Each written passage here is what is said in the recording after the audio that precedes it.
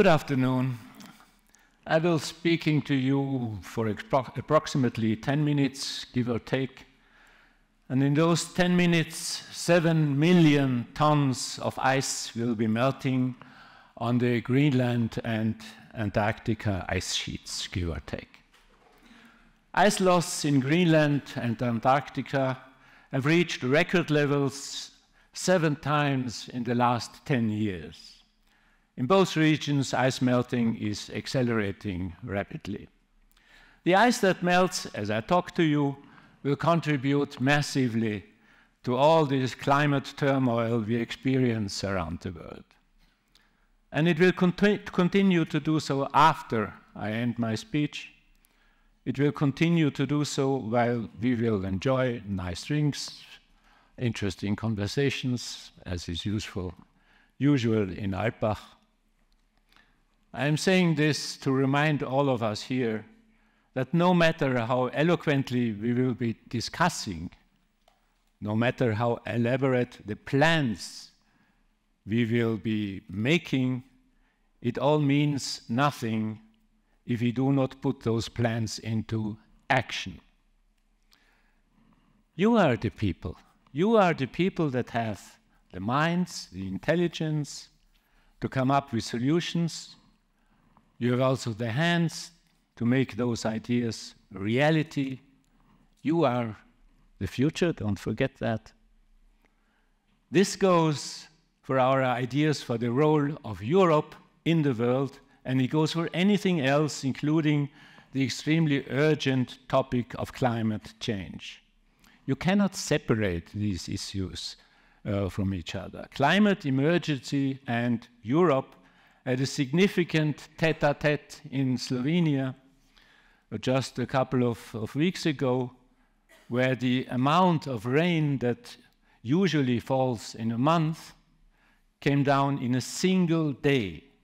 And 2/3 of Slovenia were affected directly, and all of a sudden this beautiful, beautiful country faced a challenge that could only be softened with European solidarity. Nataša Pirc-Musar, President of Slovenia, is here today and can tell us more about it. Welcome, dear Nataša. Thank you very much for coming and being with us. And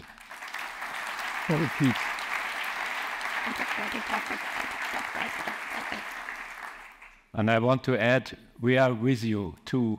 The European family is with you. Europeans from Croatia, from France, from Bosnia, from Germany and Austria and maybe other countries rushed in to help and soften the blow to Slovenia with their hands and hopefully sooner than later with money. Ladies and gentlemen, I believe that the last weeks gave us a good example for the importance of the European idea. Europe is not a continent, is not a country of either or. Europe is a continent of and. Europe shows that our different heritages, our different traditions, our different languages and ideas are not something that stands between us, but much rather something that we all can profit from.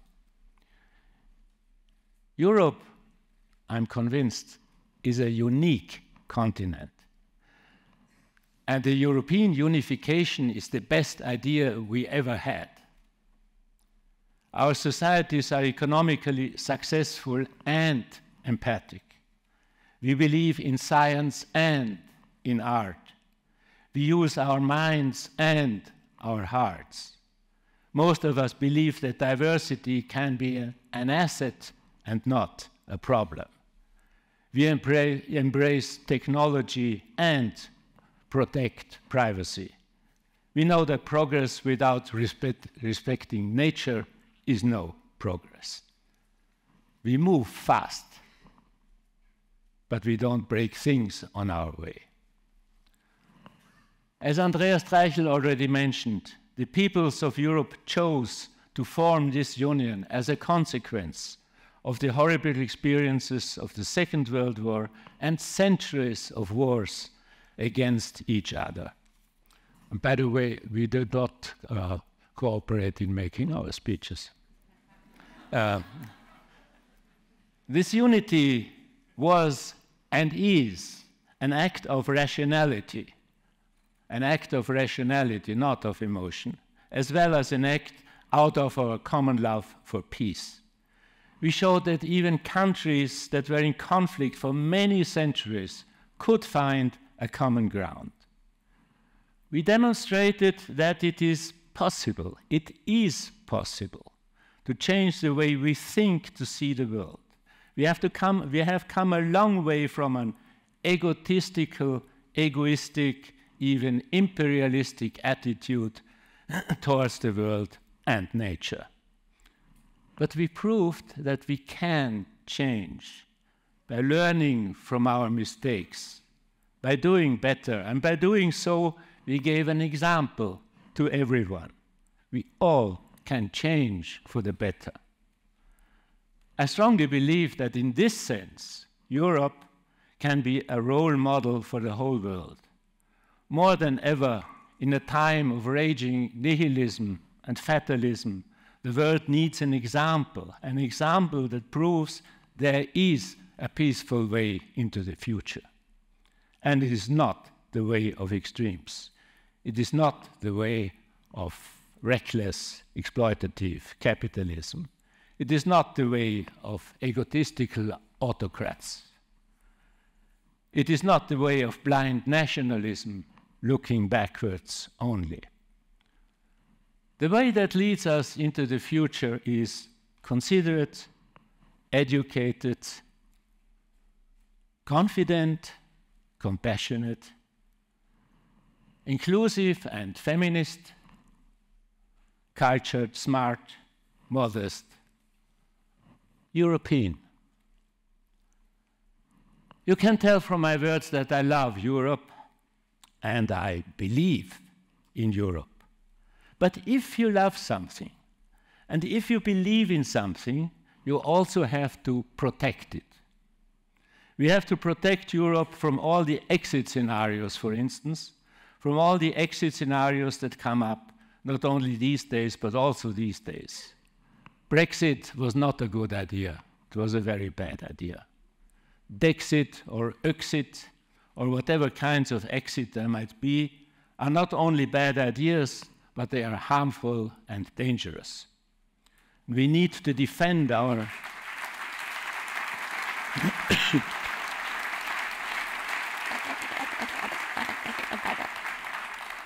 and we need to defend our European ideas against anything that might weaken our position, because that is exactly the agenda of populists, to weaken the European community, and we cannot let that happen. We should not let that happen. We need to work together to make an even closer union. We need to do everything that makes us stronger. In every field of our societies, we have to find answers. Okay, we have to find answers to questions like, how do we reach strategic, difficult word for me to pronounce, strategic autonomy? What's our position in the global competition for raw materials? How do we secure the access to world markets for European companies?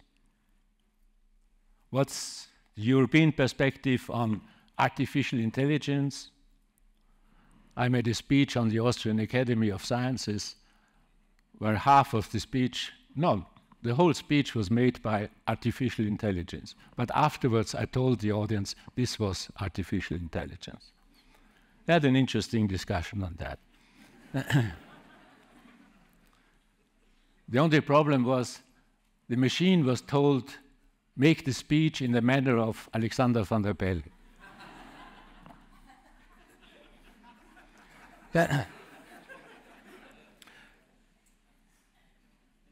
And above all, how do we organize European defense?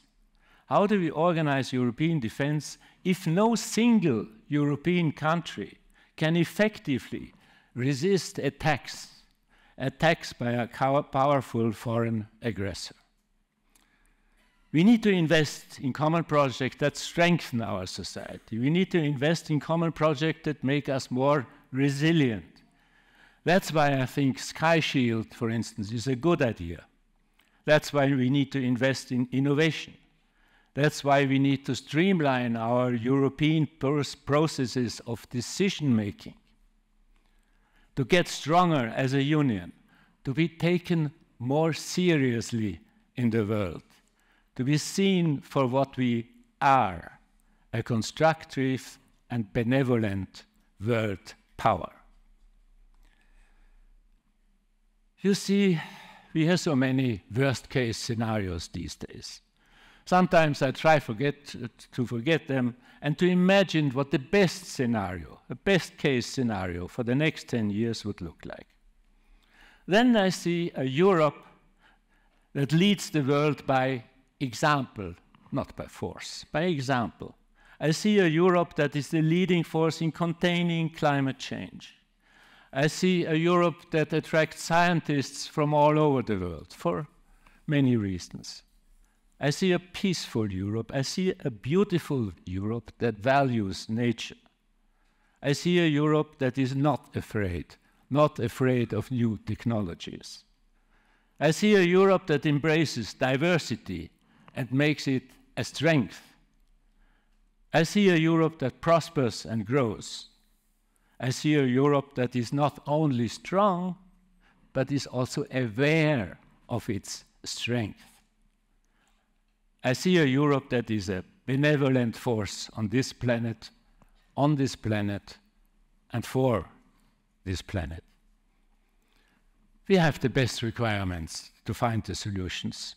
It is not the way of the strong man, not the way of unregulated capitalism. It is not the way of the populists. It is a European way. We will think it. We will put it into action. Come on, fellow Europeans. Let's go. Thank you for your attention.